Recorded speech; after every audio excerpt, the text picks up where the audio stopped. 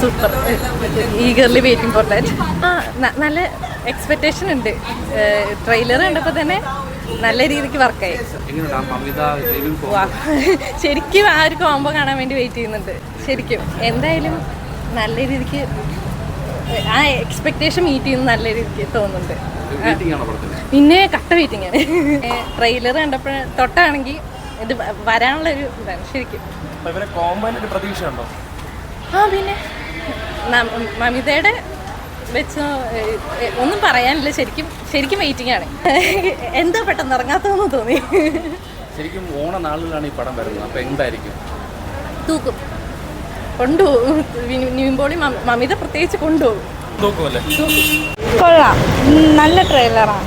ആരാധികയാണ്, ആളുടെ സിനിമകളൊക്കെ ഇഷ്ടപ്പെടുന്ന ആളാണ്. നിവിൻ പോളിയുടെ ഒരു കംബാക്ക് തന്നെ ആയിട്ട് പ്രതീക്ഷിക്കാമല്ലോ അല്ലേ. എന്നിട്ട് നന്നായിട്ട് തോന്നി. കൊള്ളാം, എനിക്കിഷ്ടപ്പെട്ടു. പേഴ്സണലി എനിക്കിഷ്ടപ്പെട്ടു.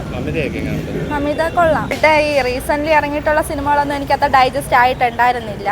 സോ ഇപ്പോഴത്തെ ഈ ഒരു ട്രെയിലർ കണ്ടിട്ട് എനിക്കൊരു ഹോപ്പുണ്ട്, കൊള്ളായിരിക്കും. അത് ഈ മലയാള ഇൻഡസ്ട്രി കയറി വരുത്തും എന്നുള്ള ഒരു പ്രതീക്ഷയുണ്ട്.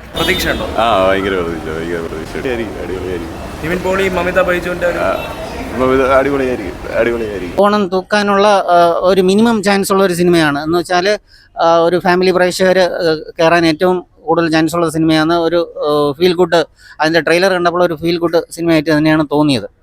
അപ്പോൾ നിവിൻ പോളിയുടെ സിനിമയും കൂടെ ആകുമ്പോൾ സാധാരണ പ്രേക്ഷകർക്ക് ഒരു 80 വയസ്സുള്ള പ്രേക്ഷകനായാലും അതൊരു 15 വയസ്സുള്ള പ്രേക്ഷകനായാലും അവർക്കെല്ലാം ഇഷ്ടപ്പെടും. ട്രെയിലർ കണ്ടപ്പോൾ എനിക്കൊരു ഫുൾ ഫണ്ണി കോമഡി സിനിമയായിട്ട് എനിക്ക് തോന്നിയില്ല. ഇടയ്ക്കിടയ്ക്ക് ഇപ്പോൾ സർവ്വമായയുടെ അത്രയും വരുന്നു എനിക്ക് തോന്നുന്നു. സർവ്വമായ പോലത്തെ ഒരു സിനിമ ആയിരിക്കും തോന്നുന്നു. അവർ മമിതയുടെ ക്യാരക്ടറിൽ എന്തൊക്കെയോ ഒരു മിസ്റ്ററി ഒളിപ്പിച്ച് വെച്ചിരിക്കും പോലെയൊക്കെ തോന്നുന്നു. എന്തുവാണ് സംഭവം എന്ന് നമ്മൾ കൂടുതൽ എക്സ്പെക്ട് ചെയ്യേണ്ട. ചിലപ്പോൾ വേറെ ഒന്നും കാണത്തില്ലായിരിക്കും, കണ്ടറിയാം.